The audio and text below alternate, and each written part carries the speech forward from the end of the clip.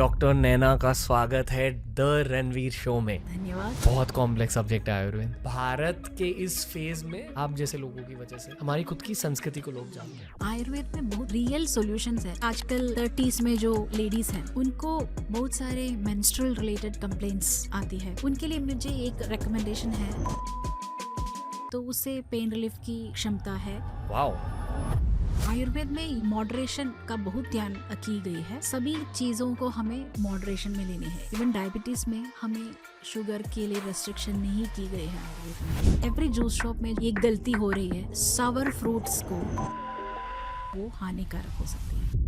घी के बारे में क्या क्या कहा गया है आयुर्वेद में? तुम लोग लाइफ में जो भी बनो, लेकिन तुम लोग एक चीज जरूर करना, 1 स्पून घी को रोज खाना। आने वाले टाइम में आयुर्वेद और एलोपैथी कंबाइन हो जाएंगे इन सम फॉर्म और द अदर। मेंटल हेल्थ की बातें हुई है। हाँ। दुख के बारे में क्या लिखा गया? जो हमें पता है कि ये नहीं करना चाहिए, ऐसी चीजें हम अभी हमारी इच्छा से करें तो वो दुख में बदल सकता है। ओके। उसे कहते हैं प्रज्ञा अपराध, that can lead to all kinds of diseases.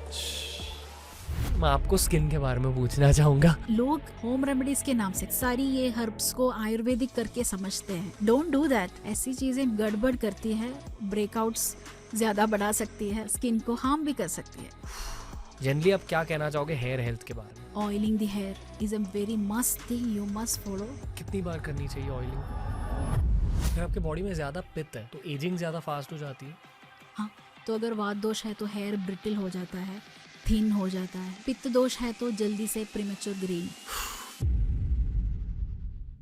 दोस्तों, हमारे देश में बहुत सारे फेक आयुर्वेद प्रैक्टिशनर्स हैं, फेक आयुर्वेदिक प्रोडक्ट्स हैं, और इन फेक प्रोडक्ट्स और प्रैक्टिशनर्स की वजह से आयुर्वेद को एक बुरा नाम मिल रहा है मेडिकल कम्युनिटी में। पर at the same time doctor Naina जैसे क्वालिफाइड आयुर्वेद फिजिशियन भी है जो actively as an Ayurveda entrepreneur legitimate products को क्रिएट कर रहे हैं। तो आज के पॉडकास्ट में हम आयुर्वेद के बारे में सीखेंगे, पर आयुर्वेद से रिलेटेड स्किन, हेयर और ब्रेन हैक्स के बारे में भी जानेंगे। ये एक बहुत ज़्यादा प्रैक्टिकल, बहुत ज़्यादा यूजफुल, हेल्थ ओरिएंटेड एपिसोड है। इसमें से जो कुछ आप सीखोगे, आई प्रॉमिस यू, आप खुद की लाइफ में घर पर ही बैठकर अप्लाई कर सकोगे। यही है असली आयुर्वेद का पावर। पर अगर आपको असली आयुर्वेद के पावर के बारे में और ज़्यादा जानना है तो प्लीज़ डॉक्टर नैना की बातें सुनिए। पर्सनली हमारे देश को ऐसे आयुर्वेदिक एंटरप्रेन्योर्स की ज़रूरत है। इनकी कंपनी वनोरा ऑर्गेनिक्स बनाती है जेन्युइनली आयुर्वेदिक प्रोडक्ट्स। ये मैं क्यों कह रहा हूँ आप जानोगे आज के एपिसोड के through. It's Dr. Naina teaching us about Ayurved skin, hair and brain hacks on TRS.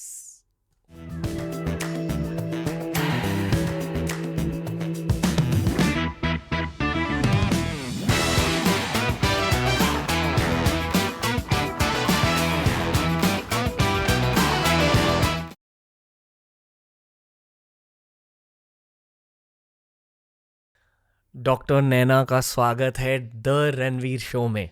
धन्यवाद।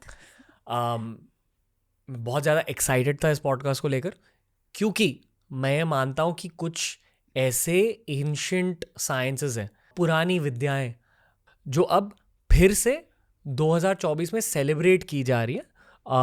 लोग इनकी ताकत को जान रहे फिर से, और इन सारी एंशिएंट विद्याज में से एक विद्या है आयुर्वेद। तो ये थोड़ा आयुर्वेद थीम्ड एपिसोड होगा, स्किन और हेयर स्पेसिफिक, एजिंग स्पेसिफिक, बहुत प्रैक्टिकल एपिसोड होगा। डॉक्टर नैना, आपका स्वागत है। पहले थैंक यू। कैसे हो? अच्छी हूँ, बढ़िया हूँ। ओके, आज आप हमें बहुत कुछ सिखाएंगी। बहुत सारे सवाल हैं आपके लिए, जनरली आयुर्वेद के बारे में भी। पर आपने कहा कि पॉडकास्ट के स्टार्ट में आपको एक श्लोक गाना है, ठीक है? ओके, तो प्लीज़ मैम गो अहेड। शंखं चक्रं जलोकं दधदमृतखडं चारुदोर्भिश्चतुर्भिः सूक्ष्मस्वच्छातिहृद्यांशुक परिविलसत्मौलिमम्भोजनेत्रं कालाम्भोदुज्ज्वलाङ्गं कडितडविलसच्चारुपीताम्बराढ्यम् वन्दे धन्वन्तरिं तं निखिलददवनप्रौढिदावाग्निलीलम् नमामि धन्वन्तरिमादिदैवं सुरासुरैर्वन्दितपादपद्मम् लोकैर्जरारुक्भयमृत्युनाशम् दातारमीशं विविधौषधीनाम्।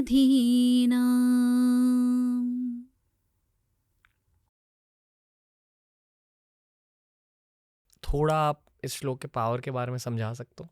ये धन्वंतरी जो आयुर्वेद के गॉड माना जाता है, भगवान के एक समर्पण का एक श्लोक है।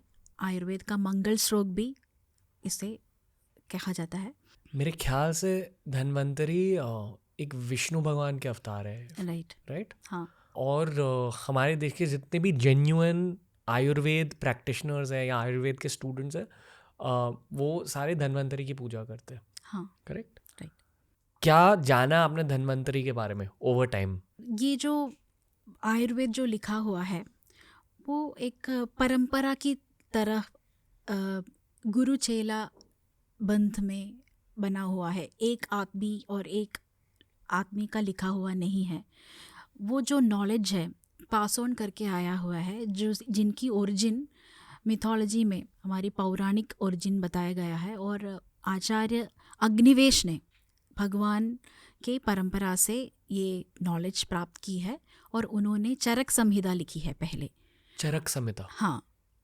वो हमारी अडिस्तान टेक्स्ट है आयुर्वेद के। और उनके शिष्य जो है सुश्रुत, जो हमने सुना है, सुश्रुत आचार्य ने, दुनिया के पहले सर्जन थे। हाँ, राइट। वो एक शल्य तंत्र के एक्सपर्ट थे, मतलब सर्जरी के एक्सपर्ट।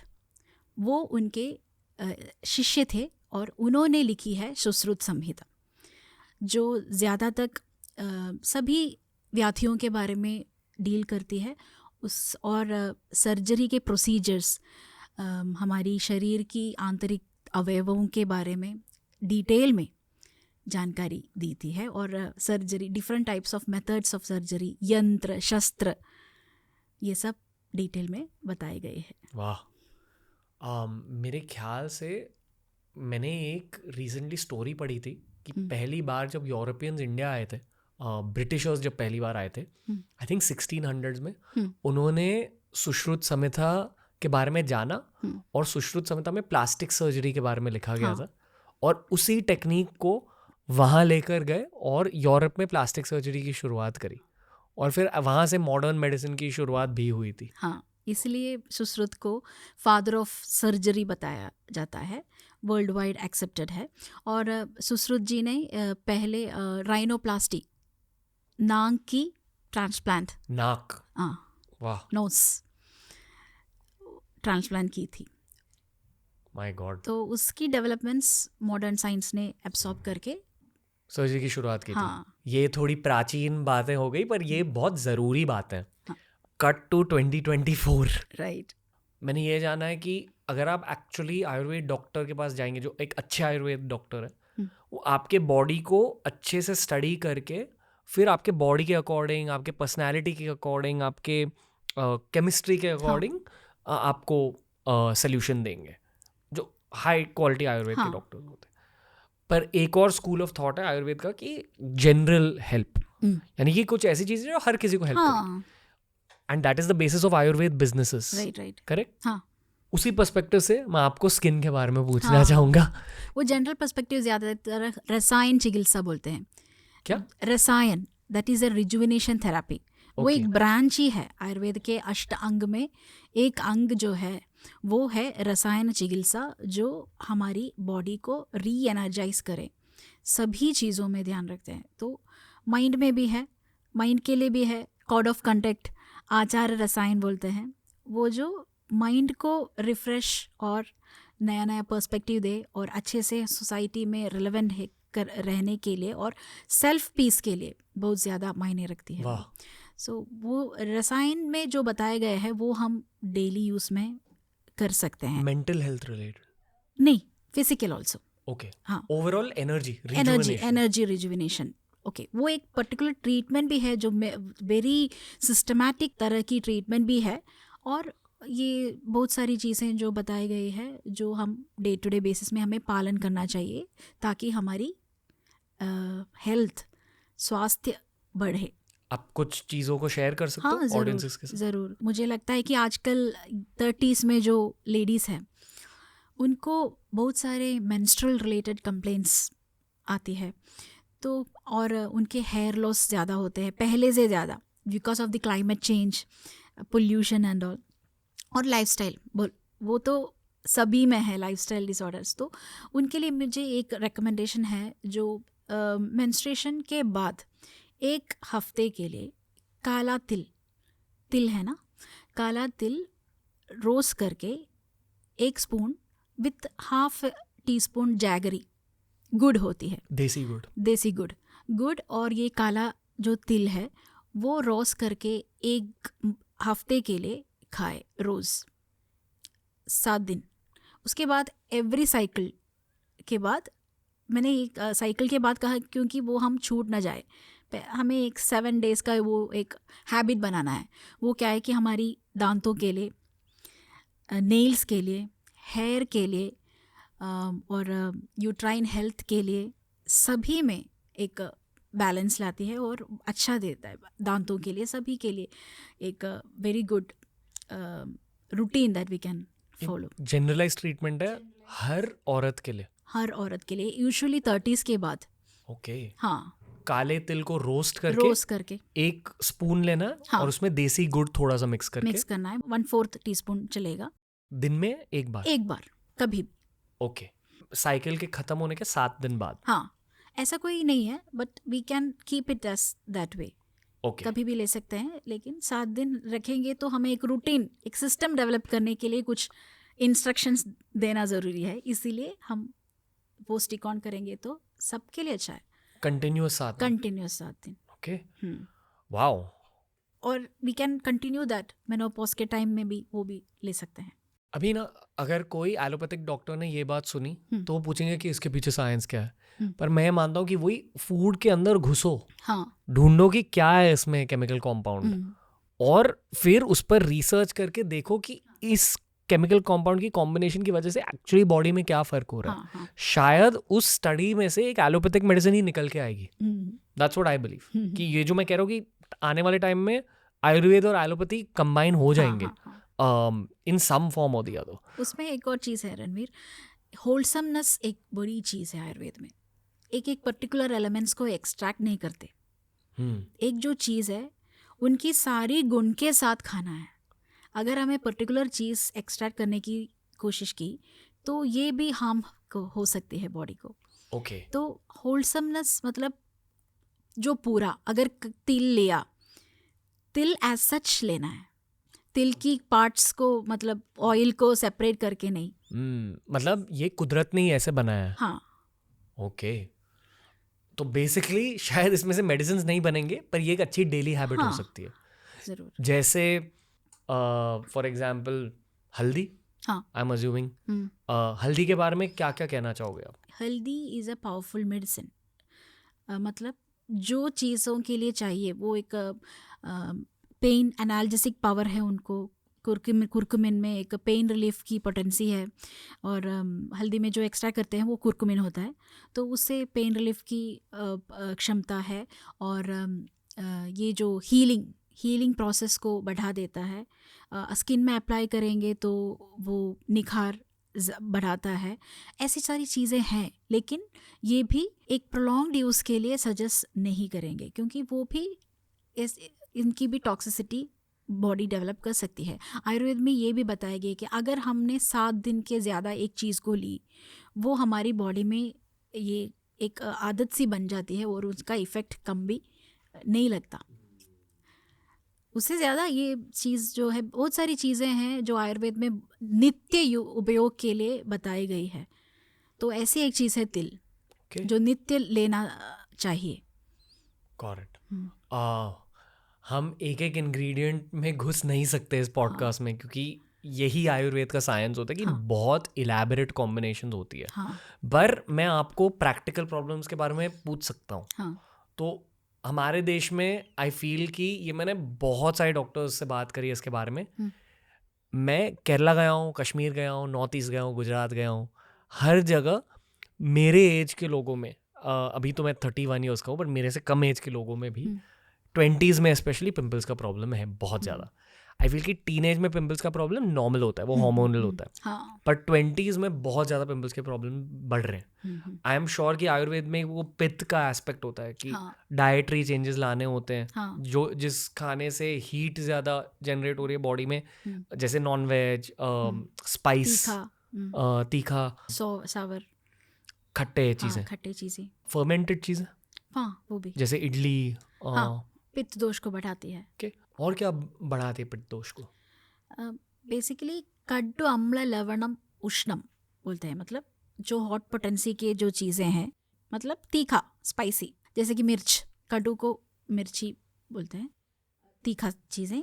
अम्लम मीन्स जो खट्टा है, लवणम means salty, too much of अचार वाली चीज़ों में बहुत सारी सॉल्ट होती है। अच्छा। हाँ, हॉट पोटेंसी मतलब जो हमने खाने में तो ठीक ही होगा, लेकिन अंदर जाके वो उष्णवीर्य होता है, तो वैसी चीज़ें को अवॉइड करना है। उष्णवीर्य मतलब लहसुन, देखो लहसुन है ना, लहसुन खाने में तीखा नहीं है, लेकिन उसकी जो पोटेंसी है वो उष्ण है, वो बॉडी में क्या इफ़ेक्ट लाती है उसके हिसाब से आयुर्वेद में एक एक द्रव्य मतलब प्लांट पार्ट को उष्ण शीत ऐसे करके वीर्य की कैटेगराइज किया जाता है। हाँ ओके, मतलब आप कह रहे हो कि अलग अलग प्लांट के हिस्से होते हैं, हाँ और उन्हें अलग अलग कैटेगरी दी जाती है आयुर्वेद में। हाँ, कुछ प्लांट के हिस्से ऐसे होते हैं जिनमें बहुत ज़्यादा एनर्जी होती है। I think that's what you are saying. Energy नहीं, उनकी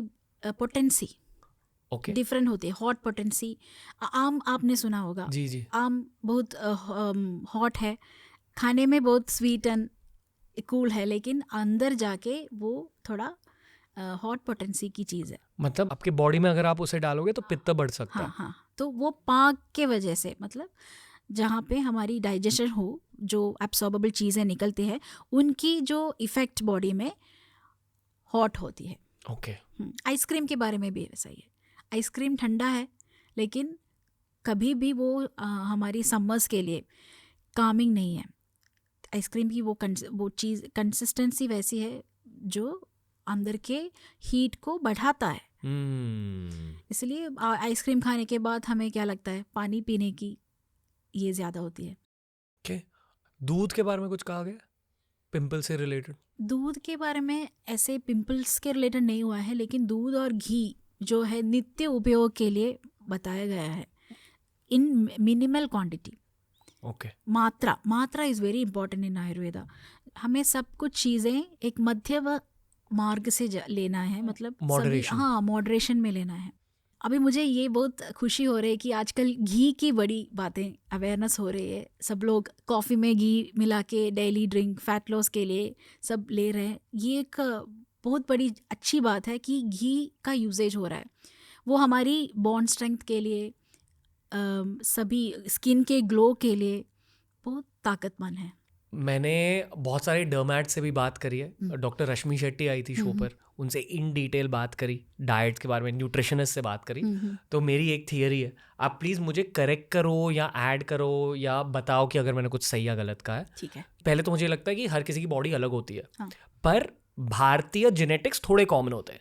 यानी कि मैं पंजाबी हूँ, आप मलयाली हो, हाँ। पर आप में और मेरे में भी कुछ कॉमनैलिटी होगी क्योंकि हम भारत से ही है। हाँ। तो भारतीय जेनेटिक्स के अकॉर्डिंग मैंने देखा कि हम सारों को पिंपल्स होते हैं। ये हमारे देश में बहुत कॉमन चीज़ है। आई फील तीखा खाने से, ज़्यादा ऑयली खाने से, ज़्यादा नॉनवेज खाने से, बहुत ज़्यादा एग योक खाने से, आई फील कि एग योक की एक ज़रूरत होती है बॉडी में आयरन को लेके, प्रोटीन को लेके एक्सेट्रा, बट अगर ज़्यादा खा लिए पिंपल्स हो सकते हैं। पर मैंने आजकल डेफिनेटली ये भी देखा है कि मेरे जितने भी दोस्त हैं मेरे एज के जो अब तक दूध पीते हैं, उन सारों को पिंपल्स है। और इसलिए मेरे एज के बहुत सारे लोगों ने दूध पीना बंद कर दिया। पनीर खा लेते हैं, पर दूध और चीज़ जो हमें पिज़्ज़ा में मिलता है, बर्गर में मिलता है, उससे मैंने देखा कि बहुत सारे लोगों को पिंपल्स हो रहे हैं. I don't know the logic. Hmm. मैंने फिट्यूबर का एक वीडियो देखा था जहां उन्होंने कहा कि आयुर्वेद में कहा जाता है कि अगर आपने दूध को नमक सॉल्ट के साथ मिक्स किया वो आपको विरुद्ध. पिंपल दे सकती है. विरुद्ध है वो ये आयुर्वेद में कहा जाता है. हाँ, कहा गया. और चीज़ बेसिकली यही है. आप हाँ. दूध को नमक के साथ मिक्स कर रहे हो जनरली. और जो दूध हम शहरों में एटलीस्ट पीते हैं वो प्रॉब्लम्स कॉज करते हैं. जैसे अब मैं हाल ही में हिमाचल गया था, वहाँ मैंने थोड़ा सा दूध पिया, कुछ प्रॉब्लम हुआ नहीं, क्योंकि वहाँ की क्वालिटी भी अलग है, वहाँ का क्लाइमेट अलग है. हाँ. पर अगर हम शहरों में रह रहे हैं ट्रॉपिकल क्लाइमेट में, डेफिनेटली बॉडी की हीट बढ़ेगी. उसके अलावा आपने कहा आम के बारे में, समर्स में ज़्यादा, फिर से again don't have it in excess. मुझे याद है हमारे पिछले कॉन्वर्सेशन में आपने प्रॉन्स के बारे में बात किया था. झींगा. हाँ. दोष कोपक होता है, त्रिदोष कोपक होता है, एलर्जीज बना सकता है जी. मतलब आपके बॉडी के जो 3 दोषास है, कफ पित्त वात को एक साथ में बढ़ा देता है. ओके. हाँ. प्रॉन्स. वाह. लेकिन वो भी एक एक क्षमता, एक एक लोगों की शरीर की क्षमता के वजह से एक एक को प्रॉब्लम होती है, दूसरे को नहीं होती है. Okay. But it has a capacity. हमें कितनी इम्यूनिटी है, हमें कितना रेसिस्ट करने की पावर है, उसके हिसाब से ये डिफरेंस होता है. और कुछ ऐसे नेगेटिव फूड आइटम्स को आप हाईलाइट करना चाहोगे एक पिंपल्स के पर्सपेक्टिव से? पिंपल्स के पर्सपेक्टिव में जैसे कि फूड आइटम्स एक हो गया, ये एनवायरमेंटल जो पोल्यूशन है और ये हार्मोनल चेंज हो रहा है. दूध में एक ग्रोथ फैक्टर जो इंजेक्शंस में, गाय के इंजेक्शंस के थ्रू जो ग्रोथ फैक्टर्स होते हैं, उसके वजह से शायद ये हो सकता है, क्योंकि अल्टीमेटली ये कॉर्टिसोल को बढ़ाता है, स्ट्रेस हार्मोन्स को बढ़ाता है. और ये स्ट्रेस जो है वो एज ग्रुप में ज़्यादा तक होता ही है. एंड थोड़ा सा ये दिख गया तो गड़बड़ हो जाती है, बहुत मेंटली अनफिट होते हैं इसके वजह से. तो ये ज़्यादा तक बढ़ा देता है ये इशू को. तो और टीनेज के लिए एज वाइज जो है सर्टेन इंग्रेडिएंट्स है आयुर्वेदा में जो एज के हिसाब से दी गई है. अगर टीनेज में जो पिंपल्स होती है उनके कारण अलग है, उन्हें कैसे स्किन लेयर्स में ट्रीट करना है वो अलग है. जब 30s में हो डिफरेंट है, 40s में हो वो भी डिफरेंट है. 30s में जो ज़्यादा तक अडल्ट एक्ने होती है वो भी डिफरेंट पैथोजेनेसिस है उनका. तो जैसे हमें इंटरनल की ज़रूरत है, एक्सटर्नल एप्लीकेशंस में भी आचार्य लोगों ने बहुत सारी चीज़ें जो 3 लेयर्स ऑफ स्किन के डीप में होती है, वहाँ पे हमें लेप लगाना. लेप मतलब एक्सटर्नल एप्लीकेशंस, जो लेपन है ना जी जी, अब वो सारी चीज़ें बताई गई है. वाह. हाँ. जो पिंपल्स को रिलीव करे.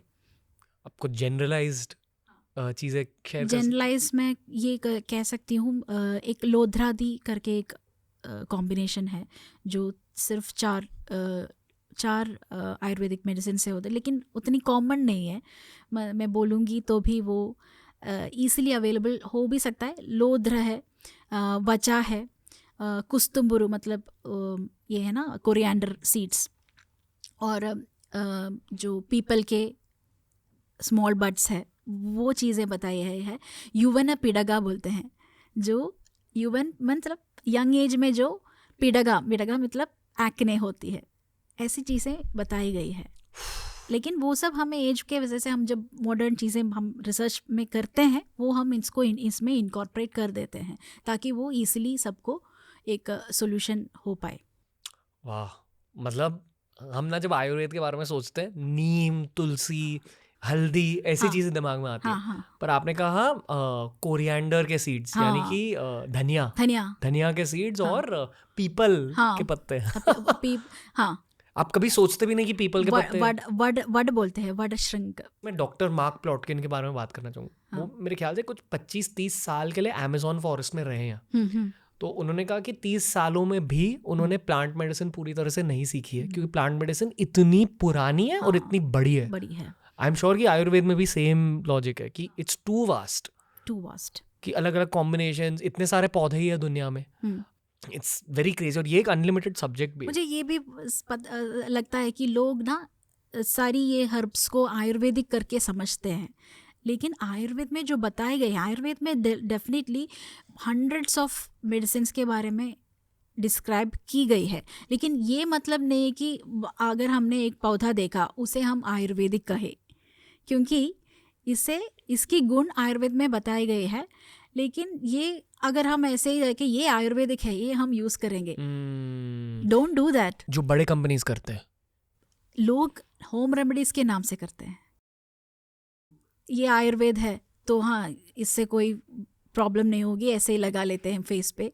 ऐसी चीज़ें गड़बड़ करती है, ब्रेकआउट्स ज़्यादा बढ़ा सकती है, स्किन को हार्म भी कर सकती है। क्योंकि एक ये जो कॉम्बिनेशंस मैंने बताया आयुर्वेद का बेस है, मतलब 3-4 आइटम्स होंगे एक मेडिसिन प्रिपरेशन में, तो उसकी भी प्रोपोर्शंस होंगे, उसके भी पार्ट्स अलग अलग यूज़ होते हैं। किसी की रूट यूज़ होता है, किसी का बार्क जो त्वचा है, किसी की फल, फुल प्लांट, ऐसे उसमें भी बहुत सारे साइंस बताए गए हैं। तो एक कंज्यूमर के लिए हाँ, जो घर बैठ के पॉडकास्ट सुन रहा है, हाँ, बेसिक लॉजिक यही है कि ओके जो मैंने जाना है, पहले तो वो खाने पे ध्यान दो। हाँ, उन अगर पिंपल्स हो रहे हैं, फूड आइटम्स को हाँ, थोड़ा बहुत जरूर अवॉइड करो, देखो कि आपके बॉडी में क्या चेंजेस आ रहे हैं। हाँ, दूसरी चीज, अगर आपको स्किन को एक्चुअली हेल्प करना है और बाकी टेक्निक से कुछ हुआ नहीं है, तो एक क्वालिफाइड आयुर्वेदिक डॉक्टर के पास जाओ। हाँ, जाना है। ये क्वालिफिकेशन क्या होती है? क्वालिफिकेशन मीन्स BAMS जो पास हुआ है हो गए तो they are qualified for Ayurvedic practice. इसके अलावा खुद को ट्रीट नहीं करना है आयुर्वेद के साथ। या अगर आपको पता है कि हाँ हल्दी आपकी स्किन के लिए अच्छी है, उसका ये मतलब नहीं कि हल्दी का पेस्ट बना के हर दिन लगाओ। इसके पीछे भी लॉजिक होता है। You have to go to an Ayurvedic doctor to understand the correct method. Right. Finally एक और चीज़ कहना चाहूँगा, ये जो हमने बड़े कंपनीज के बारे में बात करी, स्किन प्रोडक्ट्स, पहले तो ध्यान से स्किन प्रोडक्ट्स यूज़ कीजिए, see how a product is affecting your own skin. फिर कुछ कुछ कंपनीज कहती हैं कि वो आयुर्वेदिक है, बट एक्चुअली आयुर्वेदिक नहीं है। वो एक मार्केटिंग गिमिक है कि यार हमने ये डाल दिया हमारे प्रोडक्ट में, हम भी आयुर्वेदिक हो गए, पर ये आयुर्वेद नहीं है। नुस्खे ऐसे सारी चीजें होती हैं। ये बदलेगा आने वाले टाइम में, ज़रूर बदलेगा। I am looking forward for that, क्योंकि एक अवेयरनेस जो एक वेव आ रही है वो एक अच्छी डायरेक्शन में जा रही है। ज़रूर उनमें बदलाव आ सकता है और लोग समझेंगे कि क्या इफेक्ट, क्योंकि आयुर्वेद में बहुत सॉल्यूशंस है, रियल सॉल्यूशंस है जो एक्चुअली स्किन को ट्रांसफॉर्म कर सकता है। क्योंकि मेरी ये 5 साल से मेरी कंपनी की जो एक्सपीरियंस और कस्टमर्स के फीडबैक थ्रू मुझे पता चल रहा है कि हमने जो सोचा था उससे कई गुना ज़्यादा लोगों को ये ट्रांसफॉर्मेशन फील हो रहा है। क्योंकि अगर कुछ लगाया तो उससे रिजल्ट आना बहुत ज़रूरी है। इट्स नॉट अ फैंसी और फॉलोइंग ट्रेंड्स। अभी जो ट्रेंड्स हो रहा है स्किन केयर, हेयर केयर में, हमें ट्रेंड्स को फॉलो करने की ज़रूरत नहीं है, क्योंकि जो चाहिए वो ही बनाना चाहिए। और ये ना हमारे भारत में ही है सिंस एजेस। पर हम वो एक कहावत है ना कि घर की मुर्गी दाल बराबर, हम इसे वैल्यू नहीं करते और जानते नहीं, नॉलेज नहीं है, पब्लिसिटी नहीं है आयुर्वेद के पास। आई फील कि वो बदल रहा है। ऐसे शोज से, पॉडकास्ट से लोग जान रहे हैं कि अच्छा आयुर्वेद का मतलब ये है, ये नहीं। कि बचपन से 90s में भी हमें आयुर्वेद के एड्स दिखाई देते थे, आयुर्वेदिक तत्वों से बनाया गया ये cream, but actually that's not Ayurvedic. Right. Okay, sorry थोड़ा पैशनेट हो गया, but moving on. I feel कि ये पिंपल्स वाला सब्जेक्ट पहले तो अनलिमिटेड है आज के ज़माने में। आई फील कि इतने सारे फैक्टर्स हैं, पर मेरे खुद के एक्सपीरियंस के अकॉर्डिंग ऑलमोस्ट मेरे पूरे टीनेज में और 20s में मुझे बहुत ज़्यादा पिंपल्स का प्रॉब्लम था। फिर मैंने फूड पर फोकस किया, ये जो सारे नेगेटिव फूड आइटम्स हैं उनके बारे में सोचा, वो अप्लाई किया अपने खुद के ज़िंदगी में। और फिर मैंने फिट ट्यूबर के वीडियोज़ देख लिए, वो मेरे भाई की तरह। उन्होंने फूड कॉम्बिनेशंस को हाईलाइट किया था, एंड आई बिलीव कि फूड कॉम्बिनेशंस का सब्जेक्ट भी आयुर्वेद से ही निकल के आता है। कि कुछ कुछ फूड कॉम्बिनेशंस ठीक नहीं होते हैं आपके दोष के लिए, विरुद्ध होते हैं। विरुद्धाहार इज अ कॉन्सेप्ट। मतलब विरुद्ध मतलब जिनके प्रॉपर्टीज ऑपोजिट होते हैं, जो साथ में आके इंडिविजुअली वो चीज़ें अच्छी होती है, लेकिन ये कॉम्बिनेशन में आएंगी तो इसकी एक नेगेटिविटी और इनकी सिनर्जी से नेगेटिव हैपेंस होती है। जैसे हमने जब आयुर्वेदिक जड़ी बूटियों के बारे में बात किया तो वहाँ पॉजिटिव कॉम्बिनेशन के बारे में बात की, उसी तरह एक नेगेटिव कॉम्बिनेशन भी होती है। ओके, जो मीन्स लॉन्ग टर्म में उसकी इफेक्ट जो है इमीडिएट हो सकती है, जानलेवा भी हो सकती है, लेकिन ग्रेजुअली वो टॉक्सिसिटी को बढ़ाती है शरीर में। वो बहुत सारे चीज़ों में लीड करते हैं। हमें ये भी नहीं पता चलेगा कि किस चीज़ से हुई है, मतलब वो डिसीज़ होके ट्रांसफॉर्म हो जाती है। Okay. विरुद्ध आहार हम खाएंगे तो। मतलब आप कह रहे हो कि कुछ फूड कॉम्बिनेशंस बुरे होते हैं आपके बॉडी के लिए, पर हाँ। कुछ लोग हर दिन करते हैं वो फूड कॉम्बिनेशंस, हाँ। और लॉन्ग टर्म में उसके इफेक्ट्स कॉम्पाउंड हो जाते हैं। हाँ। ओके, मैं कुछ फूड कॉम्बिनेशंस के बारे में हाँ। पूछूं? इसमें रणवीर, ये फूड कॉम्बिनेशंस ना, ये डिफरेंट टाइप्स बताए गए हैं शास्त्र में। जबकि ये क्वांटिटी में डिफरेंस हो, मात्रा विरुद्ध होता है। मतलब अगर हनी, जो शहद है, वो घी के साथ हम मिक्स करेंगे, वो भी इक्वल क्वांटिटी, अगर इक्वल क्वांटिटी हनी ली, इक्वल क्वांटिटी घी ली, तो ये डेंजरस है। सम मात्रा is dangerous for honey and ghee. अगर इसकी कॉम्बिनेशन में आगे पीछे ऊपर नीचे हुई, अगर हनी ज़्यादा है और थोड़ी सी घी है, तो ये सेफ हो गई। उसे कहते हैं मात्रा विरुद्ध। So there is a quantity में भी विरुद्ध बोलते हैं। जैसे आपने हनी और घी के बारे में बात किया, हाँ, और कौन से फूड कॉम्बिनेशंस हैं ऐसे जैसे कि आपने पहले कहा, दूध और जो नमक है वो भी हार्मफुल है। अगर हम दही को बिना शक्कर के या लवण सॉल्ट के लेते हैं, वो भी डेली बेसिस में हानिकारक हो सकती है। वाओ। हाँ, सो एडजुवेंट्स के बारे में बोल रहे हैं। ये जो फ्रूट एंड सावर फ्रूट, यहाँ पे कॉमनली जो मार्केट में और जूस, एवरी जूस शॉप में जो हम ये गलती हो रही है, जब ये सावर फ्रूट्स को दूध से मिलाना, वो एक, अगर ऑरेंज में milk, that's not recommended at all. Certain fruits में अगर मिल्क मिलाएंगे तो वो हानिकारक हो सकती है लॉन्ग टर्म में। ओके, हाँ। तो मैम यहाँ हमने कुछ फूड कॉम्बिनेशंस के बारे में रिसर्च किया है। हाँ। ये commonly found in India food combination है। हाँ। जो हमें बचपन से एक्चुअली हमारे दादा दादी नाना नानी कहते हैं कि यार ऐसे मत खाओ। हाँ। मैं भी रिजेक्ट करता था ऐसे क्लेम्स। पॉडकास्टिंग के बाद 800 एपिसोड खत्म हो चुके हैं, तो मुझे ये पता चला है कि true knowledge is knowing that you know nothing.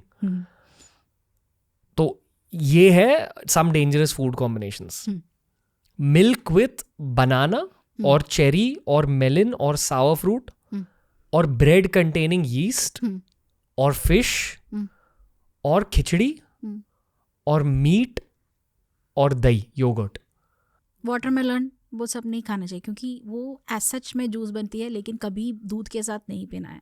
Pomegranate, अनार, ये सब, पाइनएप्पल, कभी भी दूध उसमें आनी नहीं चाहिए, वो बताया गया है विरुद्ध में। Okay, bread containing yeast, yeast भी शायद वही फर्मेंटेड में भी प्रॉब्लम्स हो सकती है। okay. मच्छी और दूध साथ में नहीं खानी चाहिए, और दूध और मीट, गोश्त। हाँ। फिर लिखा गया नाइट शेड्स, यानी कि गोर्ड, राइट, नाइट शेड्स और ब्रिंजॉल, बैंगन, इन्हें नहीं कंबाइन करना चाहिए मेलन के साथ, खीरा या ककड़ी के साथ, और डेयरी प्रोडक्ट्स, मिल्क डेरिवेटिव्स के साथ। बैंगन को वो क्या है कि वहाँ पे एक कुक्ड फूड जो होता है और रो फूड होता है, तो जो कॉम्बिनेशन आजकल हम बहुत यूज़ हो रहा है यहाँ पे, जब हम कुक्ड फूड के साथ रॉ फूड को मिक्स करके देते हैं, वो अग्नि को मंद कर सकता है, डाइजेस्टिव पावर को वीकन कर सकता है। और वैसे क्योंकि एक डाइजेस्ट करने में इजी है, दूसरा जो साथ में आया उसको डाइजेस्ट करने में टाइम लगता है, तो वो अजीर्ण बना सकता है वो, and that can cause disease. Raw food के बारे में थोड़ा सा बात कर ले। हाँ। मेरे ख्याल से देखो, हमें ना साइंटिफिक पर्सपेक्टिव से ये कहा जाता है कि raw foods are good for your body, and generally I think sattvic cooking की दुनिया में भी रॉ फूड्स पर बहुत फोकस किया जाता है। कहते हैं कि it's very good, it retains the nutrients. But raw foods के बारे में एक और सच है कि they are difficult to digest, I believe. हाँ, थोड़ा डिफ़िकल्ट है, क्योंकि आयुर्वेद में जो भी बताया गया है वो फल के बारे में सब बताया गया है कि, लेकिन जो जो वेजिटेबल्स है उसे कच्चा खाना उतना बताया गया नहीं है। अच्छा। हाँ, लेकिन तब के टाइम में जो फ्रूट्स एंड वेजिटेबल्स अवेलेबल रहे होंगे उसकी बात अलग है। और अभी जो हमें बहुत सारे इंटरनेशनल उसी तरह बहुत सारे फ्रूट्स एंड वेजिटेबल्स को हमने बाहर की दुनिया से हम इंडिया में लाए हैं और बहुत प्रिवेलेंट हो गए। मे बी उसी वजह से इसका मेंशनिंग ना हो और हम वो खा भी सकते हैं। तो अपडेट हम करना है हमें। मतलब आप ये कह रहे हो कि आयुर्वेद में जो ट्रेडिशनली भारतीय फ्रूट्स रहे हैं, जैसे पाइनएप्पल भारतीय नहीं है, अनानास बाहर से आया है, आई थिंक साउथ अमेरिका से आया, if I am not mistaken, पर पाइनएप्पल बहुत कॉमन है यहाँ। उसी तरह आई कांट इवन इमेजिन कि हाउ मेनी कितने साल पहले क्या क्या आया है हमें पता नहीं चलेगा, लेकिन वो शायद हम नॉर्मली ले सकते हैं क्योंकि ऑलरेडी उसकी गुण हम जानते हैं। एंड और इसकी भूमिका भी बहुत सारा रेफरेंस आयुर्वेद में बताया है, किस जगह पे क्या हो रही है, मतलब किस जगह पे कल्टीवेट हो रही है, उस जगह की हाइजीन, उस जगह की पोटेंसी, उस जगह की क्लाइमेट, जोग्राफी को के डिपेंड करके इस फ्रूट्स और वेजिटेबल्स में गुण डिफरेंट होता है। तो इससे हमें न्यूट्रलाइज करने में पकाना is an important thing. Okay हाँ, तो वो पानी जो भी है, जो न्यूट्रिएंट्स एंड जो वाटर कंटेंट है, उसे सब अगर हम पका देंगे तो उनमें से बहुत सारे दोष गुण जा सकता है पकाने से। ओके तो स्पेशली वेजिटेबल्स को थोड़ा पका के खाना चाहिए अकॉर्डिंग टू आयुर्वेद। हाँ, पाक भी अधिक पाक भी नहीं होनी चाहिए, बिल्कुल कच्चा भी नहीं रेकमेंड करते। आयुर्वेद में यूजुअली मध्यम मॉडरेशन का बहुत ध्यान की गई है। सभी चीज़ों को हमें मॉडरेशन में लेने हैं। इवन हम षड्रस जो बोलते हैं, स्वाद अम्ल लवण तिक्त कषाय, और ये जो सभी रसों की चीज़ें हमें खानी चाहिए। Ras means taste, that makes a wholesome diet, जो हमारी सेहत के लिए, मन के लिए। थोड़ा बहुत शुगर इज़ रेकमेंडेड। ये बात है कि प्रमेह जो रोग है, इवन डायबिटीज़ में हमें शुगर के लिए रेस्ट्रिक्शन नहीं की गई है आयुर्वेद में। पता है, ये स्टेटमेंट सुनकर ना बहुत सारे लोग शुगर को ठूसने लगेंगे। That's the danger with I am sure कि जो आप कह रहे हो, आप फिर से मॉडरेशन लिमिट में कह रहे हो कि शायद 1 टीस्पून चलेगा, but people don't absorb it like right. क्योंकि आयुर्वेद का बेसिक तत्व ये है कि हमें बॉडी को इक्विप करना है। We are not supplementing anything to the body. हमें अपने आप बॉडी को वो चीज़ बनाने की क्षमता बढ़ानी है। That is the main thing. तो हमें सभी चीज़ों को मॉडरेशन में लेनी चाहिए, जो मन के लिए इवन अच्छा हो, सेहत के लिए अच्छा हो। ऐसे ओके कुछ और कॉम्बिनेशन है मैम? हाँ, दही, योगर्ट कंबाइंड विद फ्रूट, हाँ, ये भी बुरा, ये भी इश्यू है उसमें। ओके हाँ, विरुद्ध है शायद। To some degree yogurt is also थोड़ा कुक्ड ना, मतलब जब आप वो फर्मेंट करते हो, फर्मेंटेशन से भी थोड़ी कुकिंग हो जाती है। ये कुकिंग की बात भी नहीं है रणवीर। ये जो हम जो बोलते हैं, इवन रॉ हनी तो रॉ है ना, Honey and ghee just like that. So that's not necessary that we are totally restricting ourselves on park or Got cooking. it. Understood. Quality of the drug. Understood. वो drug means food item. Yeah. Okay. दही और चीज, दही और अंडे, दही और fish, दही और गरम ड्रिंक्स, ये भी लिखा गया। हाँ, बिकॉज वो वीर्य विरुद्ध होता है। वीर्य मैंने कहा था पोटेंसी। अगर पोटेंसी का इजी मेथड क्या है कि अगर हमारे टच में जो चीज़ है, अगर हमारी स्किन पे वो टच में कैसा फील करता है, अगर ठंडा है तो शीतवीर्य हो सकता है। इवन लहसुन मैंने कहा था, लहसुन को अगर बॉडी में काट करके उसके रस रखेंगे तो उसको एक बर्निंग सेंसेशन आती है, तो वो हॉट पोटेंसी की है, उष्णवीर्य है। बहुत कॉम्प्लेक्स सब्जेक्ट है आयुर्वेद। हाँ, पढ़ाई कितने सालों की होती है? जस्ट लाइक MBBS 5.5 years, और MD जो है मैंने की थी again 3 years post graduation. Okay. नींबू टमाटर के साथ? टमाटर के रेफरेंस ज़्यादा नहीं है क्योंकि टमाटर था ही नहीं तब भारत में।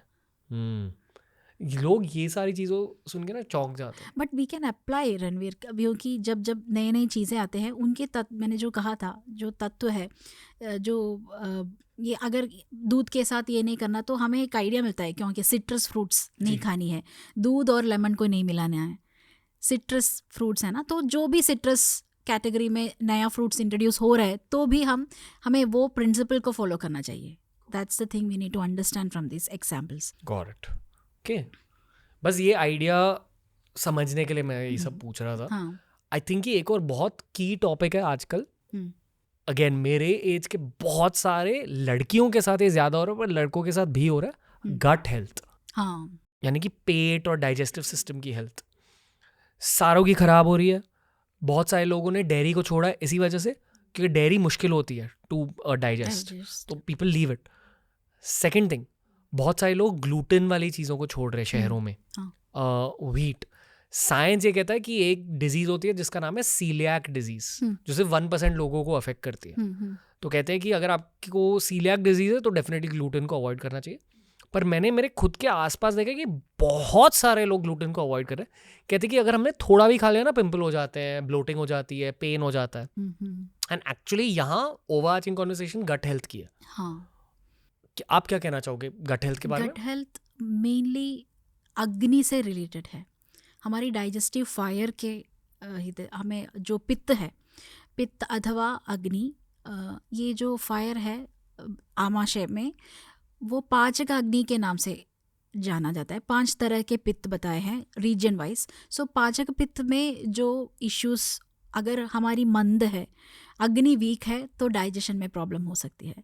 अगर हमने ठीक से एक चर्या नहीं रखी तो हमारी हम अगर सीज़न के वजह की, सीज़न की तरह ऋतु की हिसाब से खाना नहीं खा रहे तो हमारी डाइजेस्टिव फायर में मंदता आ सकती है, और उस वजह से हमें ज़्यादातर ये सब चीज़ें डाइजेस्ट करने की क्षमता नहीं रहती. तो डाइजेस्टिव फायर को बढ़ाना, और that is the gut health.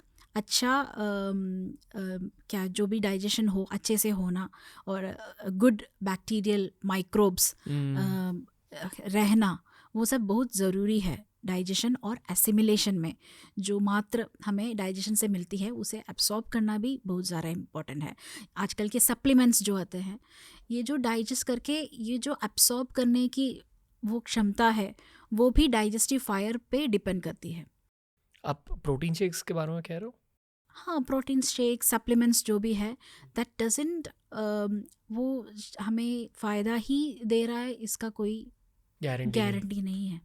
और ये जो अग्नि है ना, पाचक अग्नि जो है डाइजेशन है, लेकिन ये जो धातु करके सप्त धातु है आयुर्वेद में, 7 काइंड्स ऑफ टिश्यूज़, उसके भी पाक होती है एक से दूसरा. रस, रक्त, मांस, मेद, मतलब जो एनर्जी फ्लूइड है, रस, जो आहार से जो रस मिलती है वो है रस. और रक्त, फॉर्मेशन ऑफ ब्लड. देन मांस, मसल्स, वो एक फॉर्मेशन है ना बॉडी की, वो भी अग्नि की ताकत से ही कायम में रखती है. मतलब धातु अग्नि भी पक्की होनी चाहिए. ये सब स्टेजेस में अगर अग्नि मंद हो जाए तो डिसीज या डिफरेंट टाइप्स ऑफ इश्यूज होते हैं. सो गट हेल्थ से ही सब कुछ शुरू होती है. जैसे मतलब गट डॉक्टर आए थे हाँ. शो पर, तो आई रिमेम्बर हमने दही की बात करी थी, और क्या कहते हैं उसे, प्रोबायोटिक्स, जिससे आपके गट बैक्टीरिया को फ़ायदे मिलते हैं. हाँ. तो उन्होंने कहा था बेसिक लॉजिक ये है कि हेल्दी खाना खाओ, हाँ. ऑर्गेनिक खाना खाओ, अलग अलग टाइप के खाने पर फोकस करना चाहिए. हाँ. उससे गट हेल्थ ज़्यादा बढ़ती है. हाँ. Same as what you said earlier, कि हर टाइप का खाना थोड़ा थोड़ा खाना चाहिए. पर उसके अलावा like for example I know कि दही एक बहुत स्ट्रॉन्ग प्रोबायोटिक होता है. राइट. और गट के लिए बहुत अच्छा होता अच्छा है. पर फिर से बहुत सारे लोग दही नहीं खाते आजकल डेयरी की वजह से, क्योंकि कुछ लोगों को पिंपल्स हो जाते हैं just from any kind of dairy. At least मैं शहरों के बारे में बात कर रहा हूँ. उसके अलावा कुछ अच्छे प्रोबायोटिक्स है आयुर्वेद में? बटर मिल्क हाँ खा सकते हैं. मतलब आयुर्वेद में ये बताया गया है कि दही को पानी से मिला के चर्न करना है, मंथन करेंगे तो वो बटर को निकाल के जो बाकी है वो बहुत सारे, उसके साथ थोड़ा सैंधव, लवण और ब्लैक सॉल्ट कुछ भी डाल के हम एडजुवेंट लेना ज़रूरी है, करी लीव्स, ये सब चीज़ें डाल के पीस करके खाएंगे तो it's a very good digestive, probiotic भी है और ये जो टॉक्सिसिटी उसको भी निकाल देता है। मट्ठा जिसे यूपी में कहते हैं, और छाछ, राइट। इन केरला संभारम कैसे बनाते हैं? वो ये सही जो प्रोसेस है उसमें शैलेट्स है ना, छोटी ओनियन, वो भी, और ग्रीन चिली, तो वो डाइजेस्टिव फायर को कायम बढ़ा देता है। That also enhances the bio availability, मतलब हमारी जो चीज़ें एब्सॉर्ब करना के लिए थोड़ी सी एडजुवेंस की ज़रूरत है, जैसे कि हम पेपर डालते हैं खाने में, इलायची, ये सब चीज़ें जो डालते हैं, पिपली, ये सब चीज़ें जो फूड है उसकी बायो अवेलेबिलिटी को बढ़ाता है, मतलब वो एब्सॉर्ब करने की चांसेस बढ़ाता है। इसलिए कुछ कहते हैं ना कि पेपर को हल्दी के साथ मिलाना चाहिए, हाँ, कुरकुमिन की अब्जॉर्प्शन ज़्यादा। हाँ, right, that is the concept is called bio availability. इसके ऊपर स्टडीज कैरी आउट हो रहे हैं? हाँ, वो मॉडर्न साइंसेस में भी हो रहा है वो। ओके। हाँ, वो प्रूवन है, क्योंकि ये जो चीज़ें, जो भी चीज़ों की एब्सॉर्प्शन को इम्प्रूव करती है, एसिमिलेशन को बढ़ा देती है। मैं बहुत खुश हूँ आज कि आप हमारे शो पर आ गए, क्योंकि आप जैसे एंटरप्रेन्योर्स को सेलिब्रेट किया जाना चाहिए हमारे देश में। पहले तो एक एंटरप्रेन्योरशिप का वेव चल रहा है पूरे देश में, तो I love celebrating self made people. जो हमारे फिल्म स्टार्स भी आते हैं आजकल, बहुत सेल्फ मेड लोग आने लगे हैं TRS पर, और मुझे खुद मज़ा आता है कि हमारा प्लेटफॉर्म शेयर हो रहा है सेल्फ मेड लोगों के साथ। और दूसरा एंगल ये है कि आपने एक्चुअली आयुर्वेद की पढ़ाई करी है, आप एक स्पोक्स पर्सन हो आयुर्वेद के लिए। तो हम बहुत सारे स्किन, हेयर, एजिंग प्रॉब्लम्स के बारे में आज बात करेंगे। हाँ। पर पहले मैम मैं आपसे ये पूछूंगा कि एक्चुअली आयुर्वेद की पढ़ाई कैसे होती है? BAMS हमारी कोर्स है, bachelor of Ayurvedic medicine and surgery जी। वो एक सिस्टमैटिक कोर्स है, जैसे कि MBBS है। MBBS में जो चीज़ें पढ़ाई जाती हैं, एनाटॉमी, फिजियोलॉजी, सारी चीज़ें, फॉरेंसिक साइंस, सभी चीज़ें वैसे के वैसे आयुर्वेद में मॉडर्न साइंस पढ़ाई जाते हैं पहले मतलब side to side. Along with that Ayurveda में क्या कहा गया है, चरक संहिता, सुश्रुत संहिता, अष्टांग हृदय, ये जो 3 टेक्स्ट हैं वो बेसिक होता है। उनमें से ही हमें सिद्धांत, आयुर्वेद के सिद्धांत पता चलते हैं। आयुर्वेद में ज़्यादातर वेलनेस को इम्पोर्टेंस दी है और व्याधि शमन के लिए भी। स्वस्थस्य ऊर्जस्करम आतुरस्य विकार प्रशमनम, मतलब स्वस्थ लोगों को, जो स्वस्थ है उनका ऊर्ज बढ़ाना, एनर्जी बढ़ाने के लिए, और प्रिवेंटिव एस्पेक्ट को बढ़ाने के लिए, इम्यूनिटी बढ़ाने के लिए, और आयु को बढ़ाने के लिए आयुर्वेद बताया गया है। और आतुरस्य विकार प्रशमनम, मतलब जो डिसीज्ड है, बीमारी है, उनका शमन करने के लिए। तो उसमें वेटेज ज़्यादा कौन से में है? प्रिवेंटिव एस्पेक्ट में ज़्यादा, क्योंकि हम अगर प्रिवेंटिव एस्पेक्ट में चीज़ें करेंगे तो always everyone knows prevention is better than cure. Okay, beautiful. अच्छा लगा ये सुन के, क्योंकि आई फील कि भारतीय इंटरनेट को इसकी ज़रूरत थी कि आप जेन्युइनली रियलिटी के बारे में समझा रहे हो। इंटरनेट पर ना एक्सट्रीम नैरेटिव्स होते हैं, यहाँ तो एकदम पॉजिटिव कि यार एलोपैथी खराब है और आयुर्वेद ही सब कुछ है, या एकदम नेगेटिव कि एलोपैथी सब कुछ है और आयुर्वेद खराब है। आई थिंक कि truth always lies in the middle, मतलब मॉडर्न और एंशिएंट साइंसेस को जोड़ के बेस्ट रिजल्ट पाना चाहिए। जरूर। आपसे एज एन एंटरप्रेन्योर सवाल भी पूछना चाहूँगा। पहले कांग्रेट्स की इतनी ज़्यादा ग्रोथ मिली है आपके स्टार्टअप को, पर दूसरा सवाल ये है कि आपने आयुर्वेद की पढ़ाई करी, कंप्लीट करी। हर एंटरप्रेन्योर की लाइफ में एक ऐसा फेज आता है जहाँ पहली बार वो आइडिया आ जाता है दिमाग में कि यार ये ऐसा बिजनेस खोलना चाहिए। तो जिस तरह की ग्रोथ आपके कंपनी वनोरा ऑर्गेनिक्स को मिली है, पहले तो इट्स वेरी कमेंडेबल कि एक एंशिएंट साइंस को लेकर आपने एक कंपनी बना दी। पर गैप इन द मार्केट आपने क्या देखी थी? क्योंकि आई थिंक यही लोग आजकल जान रहे हैं। मेरे एक फ्रेंड है फूड फार्मर, जो कॉल आउट करते हैं बड़े बड़े कंपनीज को कि यार आप लोग झूठ बोल रहे हो ये वो, पर वो खाने की कंपनीज होती है। आई बिलीव कि स्किन केयर और हेयर केयर में भी कंज्यूमर्स को झूठ बोले जाते हैं। यही था आपका गैप इन द मार्केट? खाली वो नहीं था, क्योंकि एमडी के बाद मैंने जब प्रैक्टिस करना शुरू किया तो मुझे बहुत सारे पेशेंट्स आते थे जो स्किन और हेयर केयर के बारे में जानना चाहते थे, उनको प्रोडक्ट्स रेकमेंड करना पड़ रहा था मुझे। तो मैंने ये मैंने जब देखा कि मार्केट में उसमें आयुर्वेद के एलिमेंट्स है, कन्वेंशनल आयुर्वेदिक कॉस्मेटिक इंडस्ट्री में जो चीज़ें बेस में यूज़ हो रही है, जो क्रीम के बेस जो है, शैम्पू की बेस है, वो सब सिंथेटिक ही है, केमिकल लोडेड है।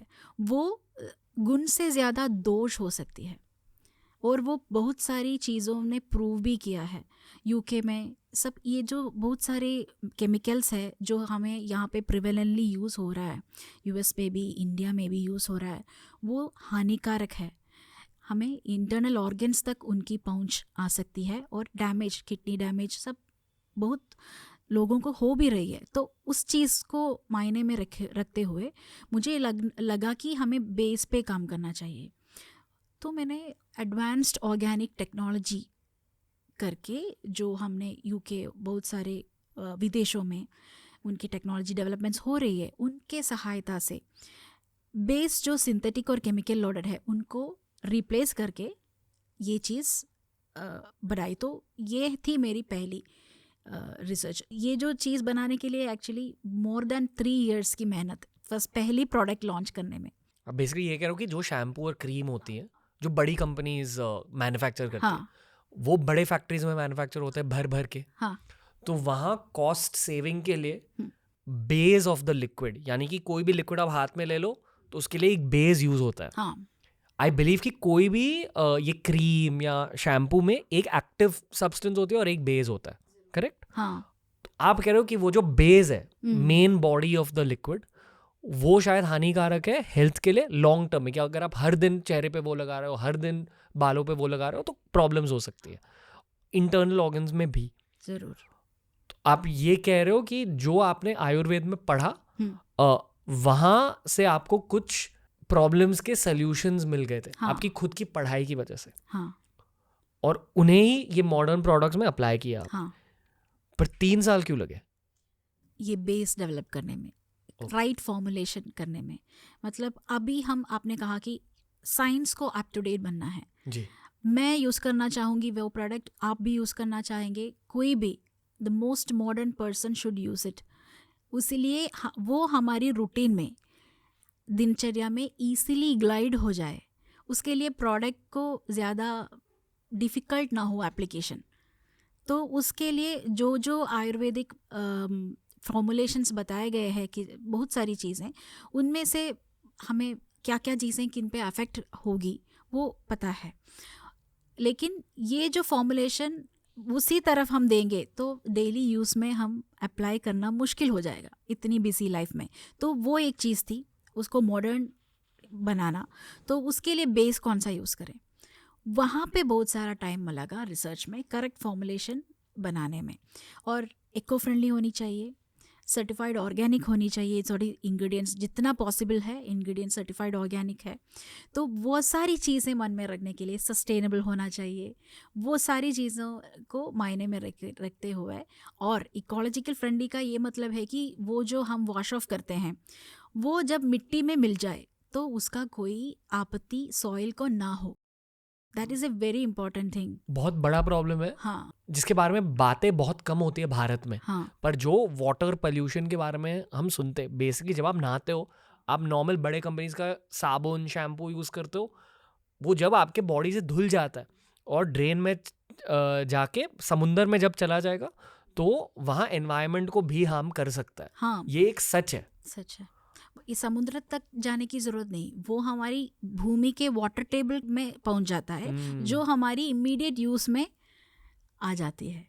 तो वो बहुत सॉल्टी होती है, हेवी मेटल पॉइजनिंग होती है, बहुत सारी चीज़ें हमारी हेल्थ को भी अफेक्ट कर सकती है।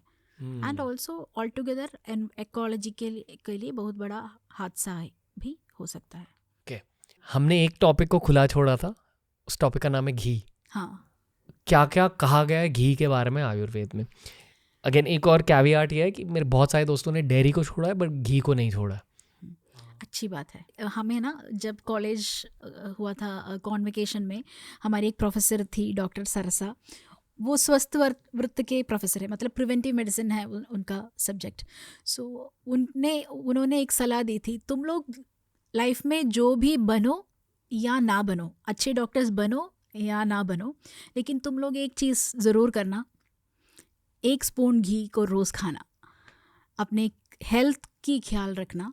ये चीज़ अभी देखो, उस वक्त जब 15 साल पहले ये घी के बारे में बहुत नेगेटिविटी थी, लोग बोलते थे कि कोलेस्ट्रॉल बढ़ेगा, फैट हो, means it's not good for my skin, pimples आ जाएंगे घी का वाला घी खाएंगे तो। अभी देखो कितना within 15 years whole scenario has changed. अभी सब लोग को अवेयरनेस बढ़ गया कि घी अच्छा है, घी हेल्थ के लिए, गट के लिए, अपने बॉन्ड्स के लिए। जब ये एज ग्रुप जो बढ़ रहा है तो हमारी ओस्टियोपोरोसिस इतनी बढ़ गई है, ये सब चीज़ें घी से कम होती है। और हेल्थ मेंटेन करना और स्किन को ग्लोइंग बनना, वो एक अंचस हेल्थी सप्पलनेस जो है स्किन में, वो भी घी देती है। सो ये जो चीज़ है ना, नित्य उपयोग के लिए एक गण बताए गए हैं चरक संहिता में, जो हम रोज़ इस्तेमाल कर सकते हैं, उसमें घी है। सारी एक गण बताए गए हैं जो हम किसी रोज़ हम यूज़ कर सकते हैं। गण मतलब? हाँ, गण मतलब group of medicine, group of items, एक ग्रुप है। Okay, got. गणम बोलते हैं संस्कृत में। उसमें घी इंक्लूडेड है? इंक्लूडेड, कि आप हर दिन थोड़ा सा घी खा सकते हैं।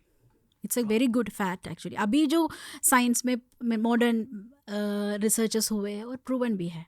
जो आपने कहा कि 1 स्पून घी आप खा सकते हो, हाँ, वो कैसे भी खा सकते हो?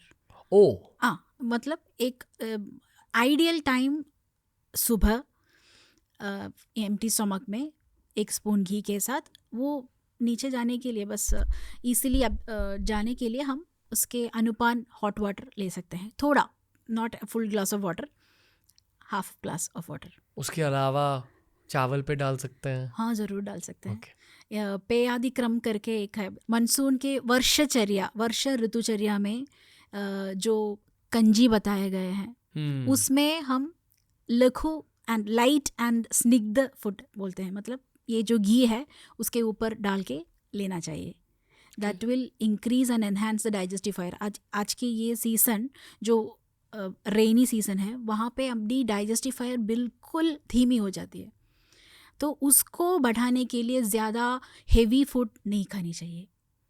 लाइट चीज़ें विथ सम अंचुसनेस मतलब ये थोड़ी ग्रीसी चीज़ें, लाइट वेट लिक्विड डाइट लेनी चाहिए। यहाँ भी ना मैं थोड़ा सा वो मॉडर्न डे साइंस को लाऊंगा, डाइट्स को लाऊंगा। हाँ, मैं डेफिनेटली समझ रहा हूँ कि आप क्या कह रहे हो। हाँ, पर मैं ये भी समझता हूँ कि दुनिया भर में बहुत सारे लोग ये सुन के ना घी भी ठूसेंगे मतलब हर मील के साथ 4-5 चम्मच, वो भी नहीं करना चाहिए। 1 चम्मच, 1 टीस्पून, टेबल स्पून नहीं, 1 चम्मच अगर आपको खाना है। That is the proper technique of स्नेहपान, जो आयुर्वेद में ट्रीटमेंट के लिए बताया गया है। लेकिन हमें खाना तब खाना है जब ये घी कंप्लीटली डाइजेस्ट हो और हमें वो ढकान आए। That is a sign of उसमें घी का टेस्ट ना हो। ओके। सो वो घी स्नेहपान करके एक टेक्निक है, जहाँ पे सिर्फ घी देते हैं 7 दिन के लिए। पहले घी फर्स्ट 1 स्पून देते हैं, फिर उनका जब वो डाइजेस्ट हो जाए, मतलब ढकार में, बर्फ में घी की टेस्ट ना हो, तभी आपको लाइट कंजी ले सकते हैं आप। उसके बाद ऐसे ही लाइट एंड फूड से गुजारना है, और उसके बाद अगेन घी की क्वांटिटी बढ़ा देते हैं ताकि वो एकस्टम हो शरीर में। वो भी ऐसे ही 1 स्पून दिया, नेक्स्ट डे 2 स्पून दिया, ऐसे बढ़ा के स्नेहपान करके एक प्रोसेस है, वो बहुत रिजुविनेटिंग है। वो सब पंचकर्म के पहले करनी चाहिए वो जो चीज़ें हैं। मतलब क्या होता है आपकी बॉडी में उससे ऐसे ही उसके हमें जो दोष है, जो दूषित हुई है, वो कोष्ठ मीन्स गट एरिया में उसको लाने के लिए इसके एक प्रिपरेशन है बॉडी को। बॉडी को प्रिपेयर कर रहा है कि वो सारी यहाँ से शाखा से, दैट मीन्स शाखा का मतलब फिजिकल भी हो सकता है, फिजिकल मीन्स मैक्रो लेवल में भी है, माइक्रो लेवल में भी है, धातु से सब टॉक्सिन्स को लाके कोष्ठ में लाने के लिए एक प्री प्रोसीजर है बॉडी को तैयार करने के लिए। वाह, ओके, बेसिकली आपके दोष को बैलेंस कर देता है। हाँ, that is only the first step. उसके बाद स्वेदन होता है, ताकि वो, स्वेदन मीन्स स्टीम, ओके, स्टीम का प्रयोग करने से फुल बॉडी। यहाँ आयुर्वेदिक ट्रीटमेंट के बारे में बात हाँ करें। ओके, पूरी एक ट्रीटमेंट होती है। हाँ, पूरी ट्रीटमेंट है उसका। पहले जो पंचकर्म बोलते हैं, सभी पंचकर्म के पहले जो स्टेप ये करनी चाहिए ताकि दोषा सभी कोष्ठ में आ जाए, कोष्ठ में गट एरिया में आ जाए और उसको फ्लश ऑफ कर दे। Okay, ghee is also a food for intellect, क्योंकि ये ब्लड ब्रेन बैरियर को खाली एक चीज़ जो क्रॉस करती है वो घी है। और वो मेडिकेटेड जो घी बनते हैं आयुर्वेद में, संस्कृत घी, वो बहुत सारे चेंजेस दिमागी तौर पर ला सकता है। साइकेट्री में भी घी का प्रयोग बहुत सारे हैं, न्यूरोलॉजी में है, और इंटेलेक्चुअल एनहांसमेंट के लिए, जो मेमोरी इंक्रीज करने के लिए, कॉग्निटिविटी बढ़ाने के लिए घी का प्रयोग करते हैं। वाह, ओके, बट प्रैक्टिकल पर्सपेक्टिव से हाँ, 1 स्पून हर मील के साथ, यस, टीस्पून, वो भी राइट, छोटा सा। या that we can do. And in between ब्रह्मी घृत है, ऐसे सारी चीज़ें जो है we can boost our intellectual capacity. बच्चों के लिए सब। क्या है ब्रह्मी घृत? ब्रह्मी मतलब ब्रह्मी नाम की हर्ब है, उससे जो प्रोसेस की हुई घी होती है वो इंटेलेक्चुअल कैपेसिटी, श्रद्धा, ग्रास्पिंग पावर, वाह, वो सब चीज़ें बढ़ा सकती है। ओके, वो मेध्य में आता है। Medhya means something that can alter the intellect. Really? हाँ, मेथ्य? मेथ्य मीन्स, मेथा मतलब इंटेलेक्ट, इंटेलेक्ट को बढ़ाने वाली चीज को मेथ्य बोलते हैं। जैसे कहते हैं कि बादाम खाने चाहिए। हाँ, वो आयुर्वेद में लिखा है बादाम के बारे में? बादाम के बारे में कहीं पे रेफरेंस है।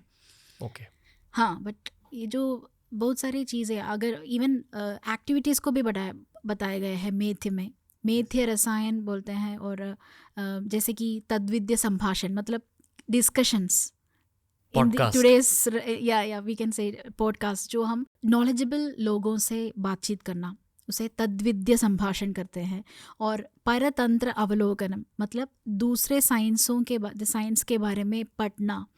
सो we are not restricting the knowledge based to one area. If हम आयुर्वेदिक पीपल वो आयुर्वेद ही पढ़े, ये कहीं नहीं बताया गया। We need to study all the sciences. Learning, constant learning is triggering intellect, जो आगे जाके कॉग्निटिव एरर्स, जो एज के बाद मेमोरी लॉस होती है, इन शार्पनेस, एब्सॉर्बिंग कैपेसिटी, वो जो सेंसरी परसेप्शन की लॉस होती है, वो सब डिले कर देती है ये सब चीज़ें। यही है कि साइंटिफिक बनो, हाँ, साइंटिस्टिक मत बनो, हाँ, रिजेक्ट मत करो दूसरे सब्जेक्ट्स को। Analyse things, absorb things, what कुछ नई चीज़ें बताई गई तो यू एक्सेप्ट दैट।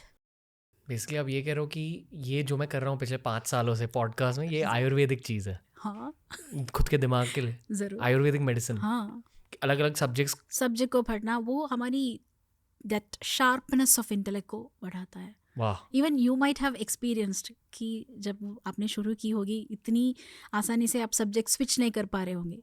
अभी जो आसानी, ईज जो आपने डेवलप की है, वो आपकी इंटेलेक्चुअल कैपेसिटी बढ़ गई, इसीलिए हो रही है।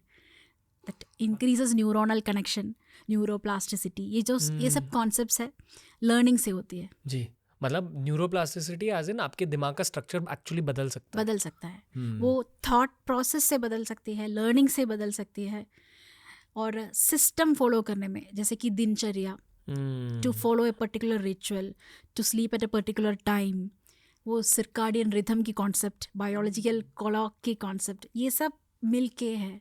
न्यूरोनल पाथवेज जो न्यूरॉन्स के हैं, वो बदलने से हमारी हैबिट और फीलिंग ऑफ आवर सेल्फ वो भी बदल देती है। मतलब एक पूरा न्यूरोसाइंस का सब सब्जेक्ट है। हाँ, आयुर्वेद में। हाँ, बिकॉज वो जो साइकेट्री में है, वो ये सारी चीज़ें को बहुत ध्यान में रख के ही ये क्रेज करते हैं। मेंटल हेल्थ की बातें हुई है?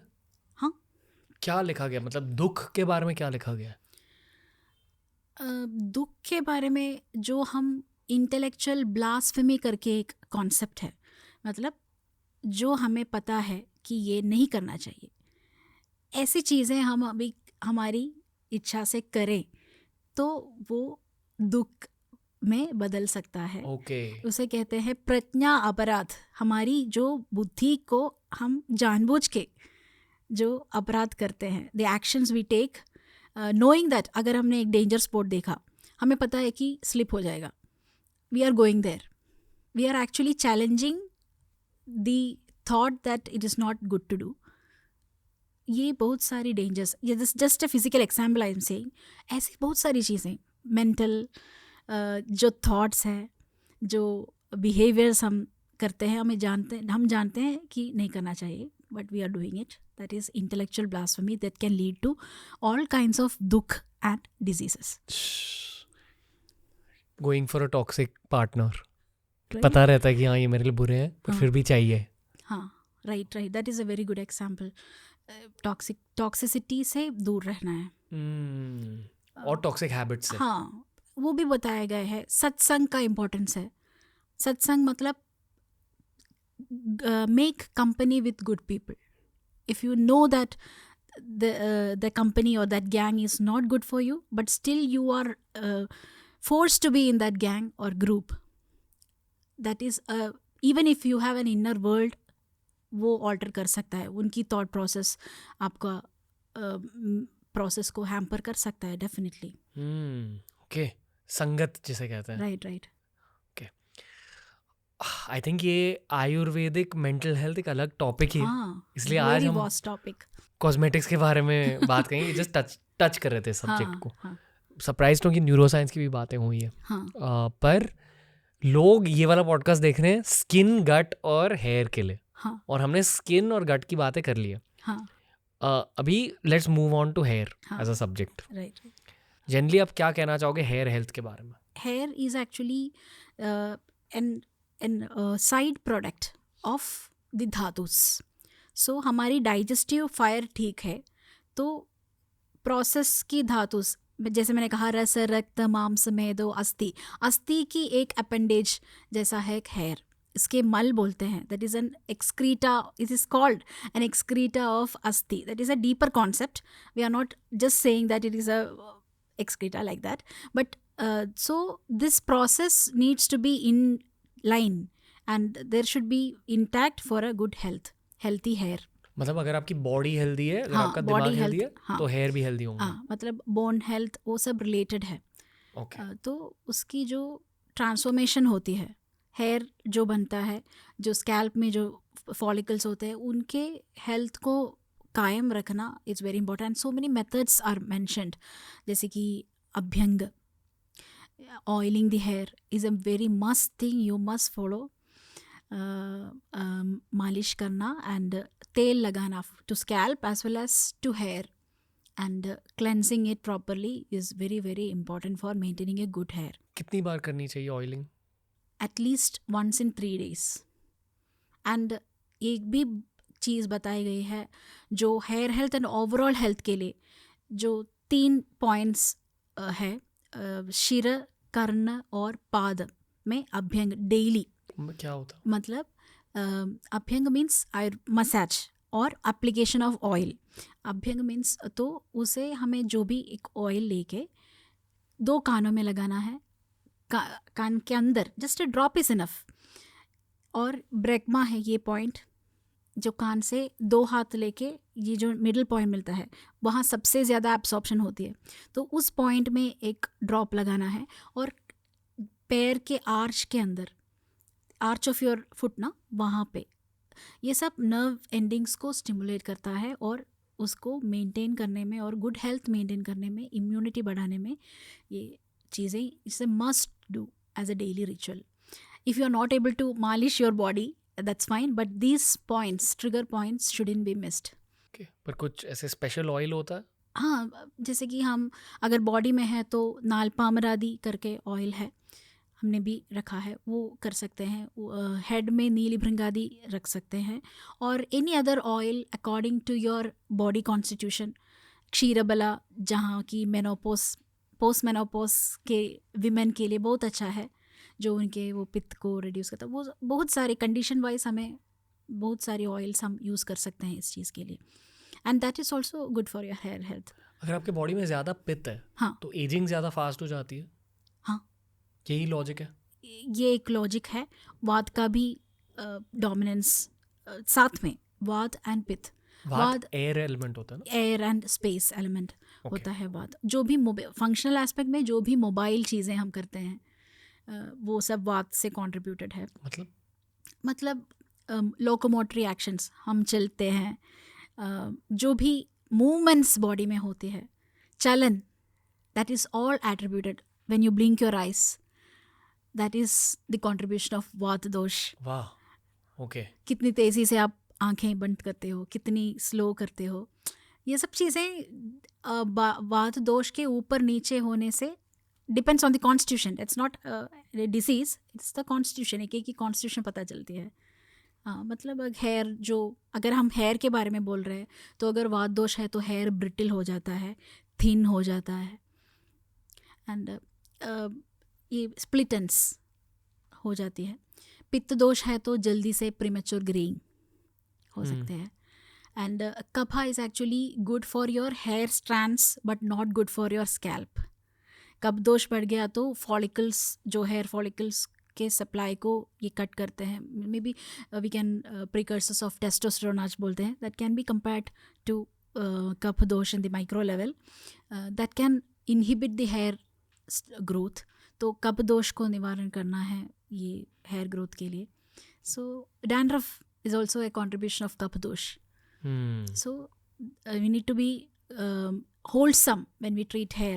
त्रिदोष को different types के drugs से जो ऑयल में दे के उसे बैलेंस्ड फॉर्म में फॉर्मुलेशन, जो बहुत सारी चीज़ें बनाई हुई हैं, नीलिभृंगादिकेरम जो एग्जाम्पल है उसमें तीक्ष्ण, दैट कैन एलिवेट कफ भी है, पित्त दोष को सूद करने की चीज़ें हैं, प्रीमेच्योर ग्रेइंग को स्टॉप करने के लिए चीज़ें हैं वो। So that is why it's taking care of all the doshas and this formulations are made.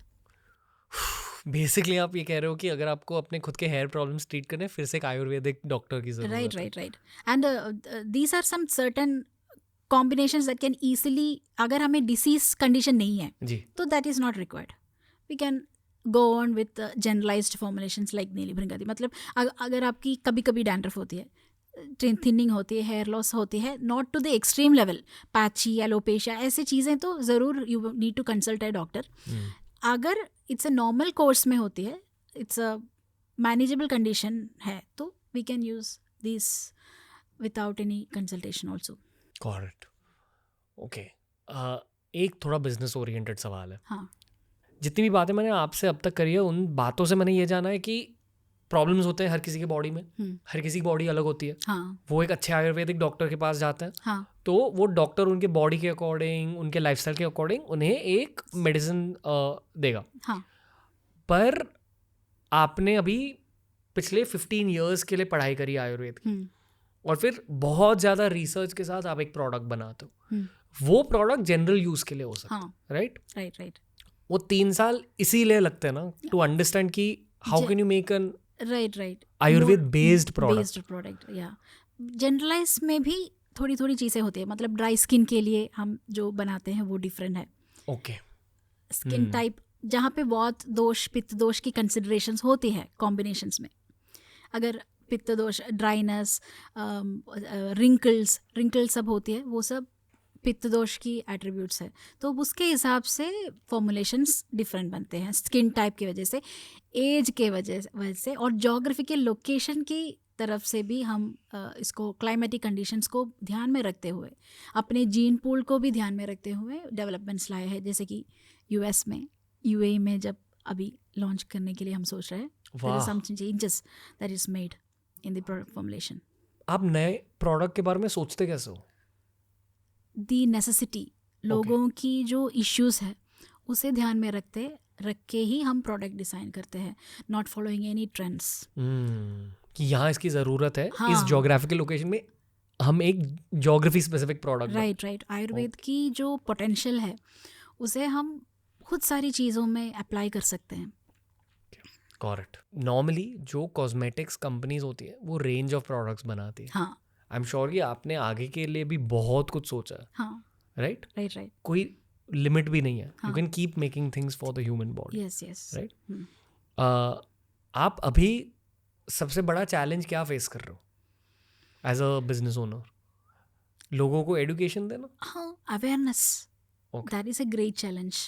जो भी हमारी प्रोडक्ट्स यूज़ करते हैं वर्ड ऑफ माउथ से आगे लोग, फैमिली में यूज़ होता है, फ्रेंड्स में यूज़ होता है, लेकिन ये जो bombarding of the marketing angle है वो भी हमें इतनी चीज़ें हम ध्यान में रख के एक एक प्रोडक्ट बनाते हैं, एक एक तरह से यूनिक प्रोडक्ट्स बनाते हैं. जैसे आपने कहा कि अगर एक प्रोडक्ट बनाए तो उसकी ऑप्शंस ज़्यादा नहीं देते, स्पेसिफिक होता है, इश्यू स्पेसिफिक होता है, स्किन टाइप स्पेसिफिक होता है, ताकि वो लोग कंफ्यूज ना हो कि कौन सा यूज़ करना है.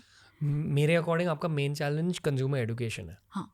राइट. Right, क्योंकि right. लोग कुछ लोग ना आयुर्वेद को एक नेगेटिव लेंस के साथ हाँ, देखते हैं, हाँ. कुछ लोग पॉजिटिव लेंस के साथ देखते हैं, पर पता नहीं है कि आयुर्वेद होता क्या हाँ, है. बिकॉज आयुर्वेद के नाम से जो हर्बल काइंड ऑफ मेडिसिन जो होते हैं आयुर्वेदिक करके, और हर्बल मेडिसिन जो होते हैं, बहुत सारी इम्प्लिकेशंस, इफ़ेक्टिविटी नहीं होती. May be they don't harm you, लेकिन ये सब साइंटिफिक चीज़ें को मन में रखते हुए बनाए हुए नहीं है, तो इतनी इफ़ेक्टिवनेस होने की चांसेस कम है. तो लोग सोचेंगे कि आयुर्वेदिक मेडिसिन उतनी और कॉस्मेटिक्स उतनी इफ़ेक्टिव नहीं है. मेरे लिए मेन कंज्यूमर एडुकेशन जो मुझे लोगों को देनी है वो ये है कि बहुत सारी बड़ी कंपनीज जो कहती हैं कि वो आयुर्वेदिक है, एक्चुअली आयुर्वेदिक नहीं है. हाँ. आयुर्वेद के प्रिंसिपल्स फॉलो नहीं कर रही है. एक इंग्रेडिएंट डालकर कोई चीज़ आयुर्वेदिक नहीं बनती. Right. बहुत कुछ होता है इसके पीछे. हाँ. आई थिंक भारत के इस फेज में कंज्यूमर एडुकेशन बहुत बढ़ रही है. फूड फार्मर जैसे लोगों की वजह से, आप जैसे लोगों की वजह से लोग जान रहे हैं, हमारी खुद की संस्कृति को लोग जान रहे हैं. तो डॉक्टर नैना, यही था आज का पॉडकास्ट. आई थिंक हमने बहुत कुछ कवर किया आज के एपिसोड में. तो doctor Naina, thank you for your time. मज़ा आ गया. आई एम ग्लैड कि हमारे प्लेटफॉर्म के थ्रू लोगों ने आयुर्वेद के बारे में आज जाना. कोई भी साइनिंग ऑफ नोट्स है आपके ऑडियंस के लिए? आयुर्वेदिक बहुत गहरा सब्जेक्ट है. आज हम लोग ने जस्ट एक tip of iceberg he cover करने की कोशिश की है. अगर कुछ इन्फॉर्मेशन आपको मिली है तो I am very grateful and glad that I could be a part of getting you aware about Ayurveda. Thank you doctor Naina, thank you. मज़ा आ गया आपके साथ बात करके. Great to learn from you. Thank you so much. तो दोस्तों, यही था आज का episode. I personally always love bringing entrepreneurs on the show. I feel कि आयुर्वेद एक ऐसी फील्ड है जो बहुत ज़्यादा ग्रो करेगी एक इंटरनेशनल स्केल पर. This is India's gift to the world. दुनिया अब योगा के बारे में जान चुकी है ना, अब दुनिया आयुर्वेद के बारे में भी जानेगी. पर इट्स वेरी इंपॉर्टेंट कि हर इंडियन को पहले आयुर्वेद के बारे में पता चले. That was the intention behind this episode. Lots of learnings with doctor Naina. बहुत कुछ सीखा मैंने भी. आई होप कि आज का एपिसोड आप अपने दोस्तों के साथ, अपने फैमिली के साथ शेयर करें, बिकॉज TRS के health oriented episodes will be back very very soon. All the love. जय हिंद.